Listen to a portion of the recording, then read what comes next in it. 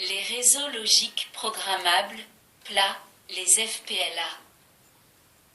Dans la théorie précédente, nous avons vu l'utilisation que nous pouvions faire des mémoires ROM pour remplacer un circuit combinatoire formé généralement avec des portes logiques NOR. Cette évolution technologique en direction des circuits programmables, déjà relevée lors de l'examen des multiplexeurs, a conduit les fabricants de circuits intégrés à réaliser d'autres dispositifs logiques programmables connus sous l'appellation PLA, programmable logic array. Les PLA, ainsi que les multiplexeurs, démultiplexeurs et les mémoires microélectroniques, sont le résultat des technologies récentes d'intégration, lesquelles ont également conduit à la conception et à la réalisation de circuits très complexes tels que les microprocesseurs et leurs circuits associés. Cette évolution vers les circuits à haut niveau d'intégration a également posé de nouveaux problèmes liés à l'assemblage des circuits intégrés entre eux et à leur interfaçage, qui est l'ensemble des principes et des techniques permettant de relier plusieurs systèmes électroniques entre eux. Dans cette théorie, nous donnerons une vue générale sur ces circuits récents, ainsi que sur l'ensemble des problèmes qui s'y rattachent. 1. Les réseaux logiques programmables. 1.1. Les circuits intégrés complexes. Le niveau d'intégration des circuits ne cesse de s'accroître et l'on s'accorde à reconnaître les catégories de circuits intégrés suivantes. SSI. Short Scale Intégration, 1 à 10 transistors par circuit intégré. MSI. Medium Scale Intégration, 10 à quelques centaines de transistors. LSI. Large Scale Intégration, de quelques centaines à 10 000 transistors. VLSI. Very Large Scale Intégration, plus de 10 000 transistors. L'évolution des circuits intégrés a été telle que le coût par transistor intégré s'est réduit au cours des 20 dernières années à 1/1000 de celui initial. Il est désormais possible de concentrer sur un seul circuit intégré tout un ensemble de fonctions logiques autrefois réalisées par plusieurs circuits intégrés. Pensez par exemple aux calculatrices de bureau. Vers la fin des années 60, on a commencé à les construire avec plusieurs dizaines de circuits SSI et MSI. Aujourd'hui, un seul circuit intégré LSI effectue toutes les opérations nécessaires. C'est parce que ces calculatrices peuvent être diffusées à plusieurs dizaines de milliers d'exemplaires qu'il est apparu plus avantageuse de concevoir et de produire un seul circuit intégré regroupant toutes les fonctions de la calculatrice. Généralement, le constructeur achète le ou les circuits intégrés nécessaires, les accessoires mécaniques, électriques, les afficheurs et procède à l'assemblage final de ces différents éléments pour construire ces calculatrices. La même procédure est habituellement suivie pour la fabrication des montres digitales. Pour une production en petite série, un fabricant peut employer d'autres méthodes, en particulier utiliser des composants standards. Le facteur déterminant est la quantité d'un produit donné qui sera écoulé sur le marché. En général, quand cette quantité est assez importante, le constructeur fait réaliser un circuit approprié, ou plusieurs, par un fabricant de circuits intégrés. Ces circuits intégrés sont appelés custom, clients, car ils sont développés à la demande d'un client bien précis. Le premier microprocesseur a été créé de cette façon. Pour une production en petite série, la solution la plus économique consiste à utiliser les composants standards disponibles sur le marché. Dans certains cas, il existe plusieurs solutions pour réaliser une fonction. Par exemple, on peut soit concevoir un réseau combinatoire, soit utiliser des ROM ou des multiplexeurs, comme cela a été indiqué dans les théories précédentes. En règle générale, il est préférable d'utiliser des circuits intégrés plus complexes en nombre restreint plutôt qu'une grande quantité de circuits intégrés moins complexes.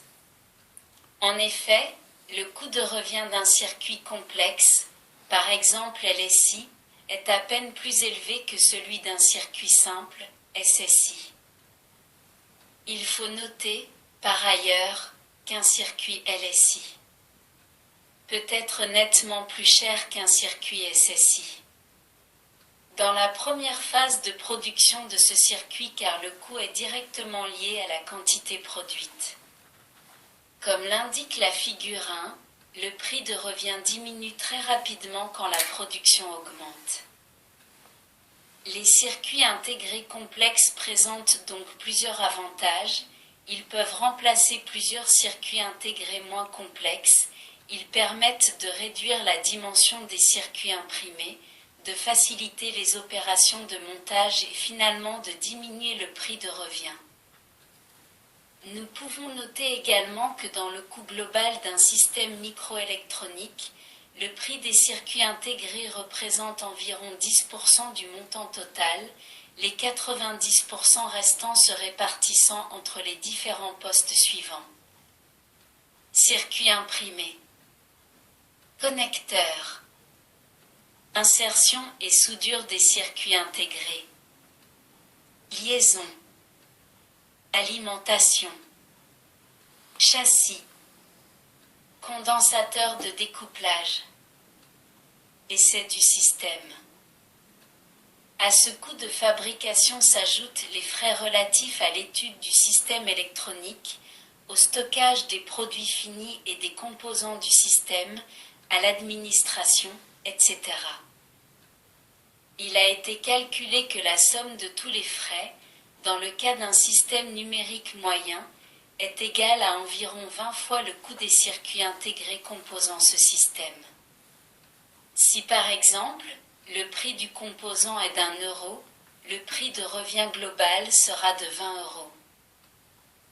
Donc le coût total d'un système est fonction du nombre de circuits intégrés qui le composent même s'il n'est pas directement proportionnel à celui-ci. Sur le graphique de la figure 2, on voit qu'un système composé de 200 circuits intégrés coûte 2 unités et que celui nécessitant 800 circuits intégrés revient à 4 unités. Le nombre de circuits intégrés est multiplié par 4 alors que le coût du système double seulement.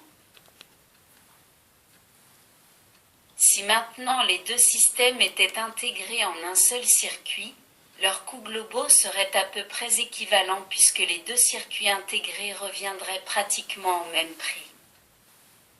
Ces différentes notions sont bien connues des producteurs de circuits intégrés ainsi que de leur clientèle.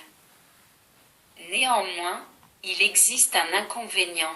Les circuits intégrés complexes sont très spécialisés et très variés.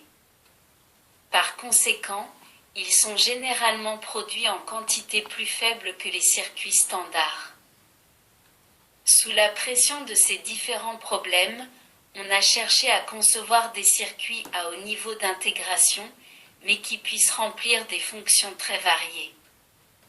Ceci a conduit à la conception des plats ou réseaux logiques programmables.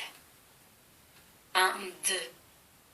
Les réseaux logiques programmables, plats. Les plats ont été conçus en partant du principe que toute fonction logique peut être écrite sous la forme d'une somme de main termes, forme canonique. Soit par exemple la fonction f égale à bar, bd plus abc bar, d bar plus ab bar, cd.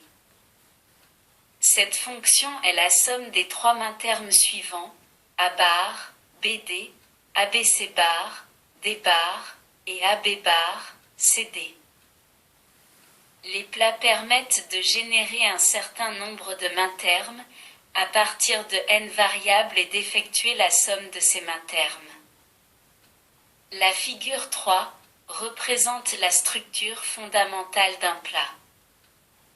Chaque porte est A, B, C, D, E, à 5 entrées permet de générer un main terme à partir des 5 variables d'entrée, I0, I1, I2, I3, I4.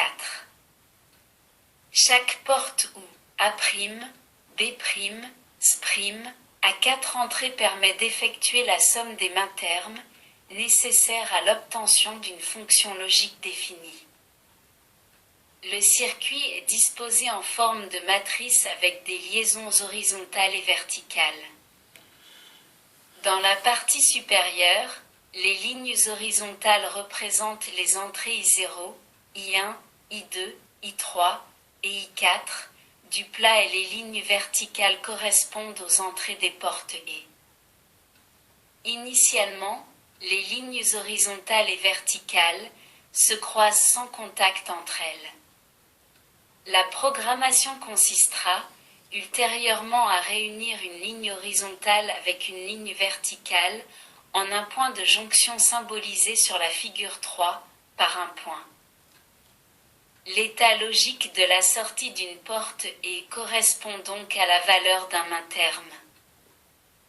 Il suffira, lors de la programmation, de réunir les sorties des portes E que l'on souhaite aux entrées des portes OU afin de réaliser la somme logique de ces mains termes.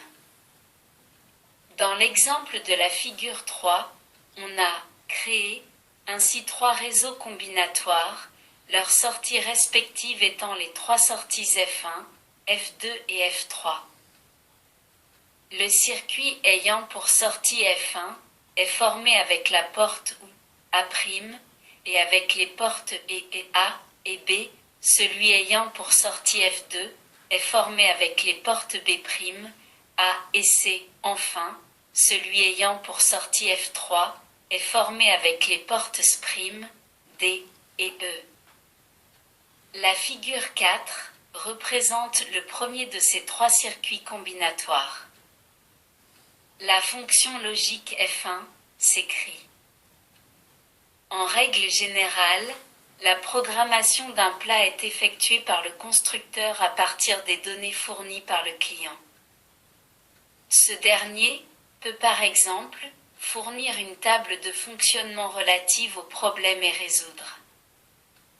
Nous allons examiner un exemple volontairement simple à partir du tableau situé figure 5. Il est nécessaire de constituer 5 mains termes. Il faut donc au minimum 5 portes et à 3 entrées, il y a 3 variables. Il faut également 2 portes OU puisqu'il y a 2 fonctions, F1 et F2, à générer. Le plat programmé pour répondre au problème posé est donné figure 6. Vous remarquez que le et noté B n'est pas utilisé. En effet, dans la table de fonctionnement de la figure 5, à la deuxième ligne, vous constatez que les 2 sorties F1 et F2 sont à l'état L, donc il n'est pas nécessaire de câbler les entrées de la porte B. Finalement, 4 portes E sont suffisantes pour résoudre le problème posé. Il serait possible de résoudre ce problème en utilisant une ROM. Théoriquement, il faudrait une ROM possédant 3 entrées et 2 sorties, soit une mémoire ROM dont la capacité serait de 2 puissance 3, combinaison possible avec 3 entrées multipliées par 2, nombre de sorties, soit 8 multiplié par 2 égale 16 bits. Dans le cas d'un plat, on définit la capacité de matrice qui est égale au produit du nombre de portes par le nombre de portes OU. Cette capacité s'exprime en bits. Dans le cas présent, elle est de 4 multiplié par 2 égale 8 bits. L'avantage du plat, par rapport à la ROM, est manifeste si l'on considère un plat à 14 entrées et 8 sorties disponibles sur le marché. Considérons un plat comportant 96 portes E, ce qui permet déjà de nombreuses possibilités par exemple la constitution de 96 mains termes. La capacité de matrice de ce plat est égale à 96 multiplié par 8 égale 768 bits. Une ROM équivalente devrait avoir une capacité de 2 puissance 14 multiplié par 8 égale 131 072 bits. Un plat est donc beaucoup plus avantageux qu'une ROM. En effet, dans le cas de cette dernière, il faut tenir compte de toutes les combinaisons possibles des entrées. Avec 14 entrées, il faut donc une ROM avec 2 puissance 14 égale 16 384 adresses, tandis qu'avec un plat on ne s'intéresse qu'aux combinaisons données par la table de fonctionnement qui sont nécessaires pour résoudre le problème. 1.3. Les FPLA. Comme les constructeurs ont conçu et produit les PROM après les ROM, les FPLA, field programmable logique array égale réseau logique programmable par fusible, sont apparus après les plats. Leur principe reste le même que celui des plats. Les FPLA sont facilement programmables par l'utilisateur. Il suffit pour cela de posséder un appareil à programmer qui est souvent un simple programmateur de PROM. Le principe de la programmation de ces FPLA consiste à faire fondre des fusibles aux endroits adéquats en les faisant traverser par une brève surintensité de courant, exactement comme l'on procède avec les mémoires PROM. La figure 7 représente le schéma d'un FPLA déjà programmé. Les fusibles sont représentés par le symbole alternatif. Le FPLA représenté possède 16 entrées notées I0 à I15 et 8 sorties notées F0 à F7. Pour chaque entrée du FPLA, il y a deux lignes horizontales, le signal présent sur l'une étant complémentaire de celui présent sur l'autre, ainsi que l'indique le symbole suivant. Le point S, ainsi que s'prime, S double prime, est la sortie d'un et constitué par des diodes en parallèle. Si l'on veut représenter le premier et de FPLA, on obtient le schéma de la figure 8. Ce premier main terme peut s'écrire ainsi. S égale I0 et I bar 1. De la même façon, le deuxième main terme, sortie s'prime, s'écrira. S'prime égale I0 et I bar 0 et I1 et I bar 1. I15 et I bar 15. Il est bien évident que s'prime égale 0 pour toutes les combinaisons des variables d'entrée. Les OU sont constitués par des transistors en parallèle. Le premier ou correspondant à la sortie F0 peut être représenté comme indiqué figure 9. La sortie F0' du est égale à F0' égale s'prime plus S double prime. La porte ou exclusif permet d'inverser le signal de sortie du ou correspondant. Il suffit pour cela de faire fondre le fusible et cette entrée se trouve alors au niveau logique H. C'est le cas de la sortie F1, figure 7. Exemple. Il existe une entrée de commande notée CE bar, initiale de chip enable égale validation de boîtier. Elle valide les 8 sorties quand elle est au niveau L. Par contre, quand cette entrée est au niveau H, les 8 sorties sont à l'état haute impédance, sortie tristate. 1.4. FPLA avec mémoire. Un autre type de réseau logique s'est également développé, le FPLA avec mémoire. Ce FPLA possède un registre, généralement constitué par un ensemble de bascules synchrones de type RS.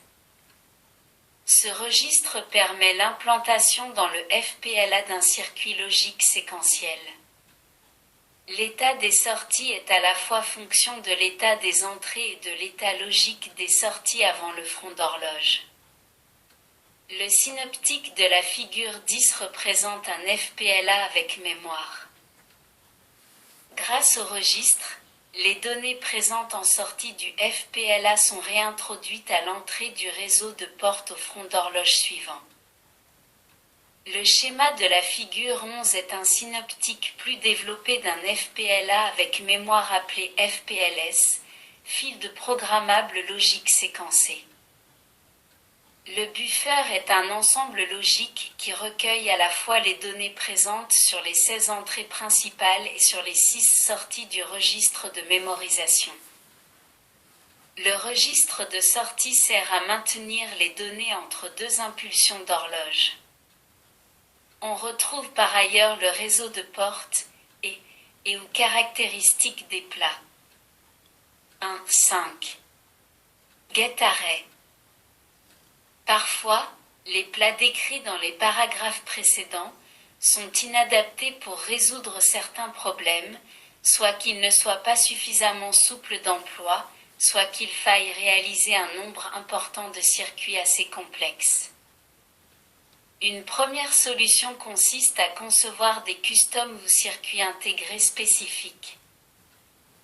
Une seconde solution consiste à utiliser des circuits dont le principe est intermédiaire entre celui des plats et celui des customs et que l'on nomme get-array, réseau de portes logiques, ou encore FPGA, fil de programmable get-array.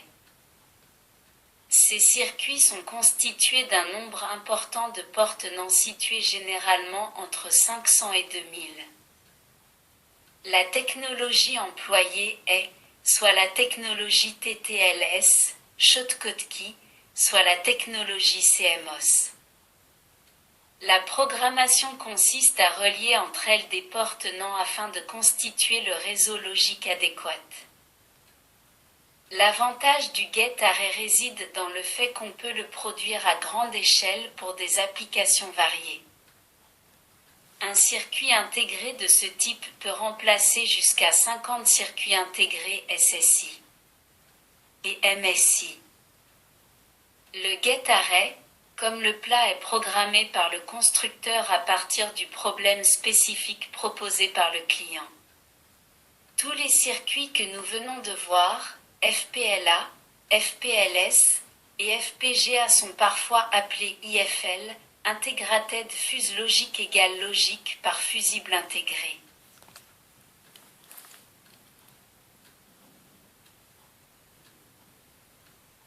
Merci de votre écoute. À bientôt.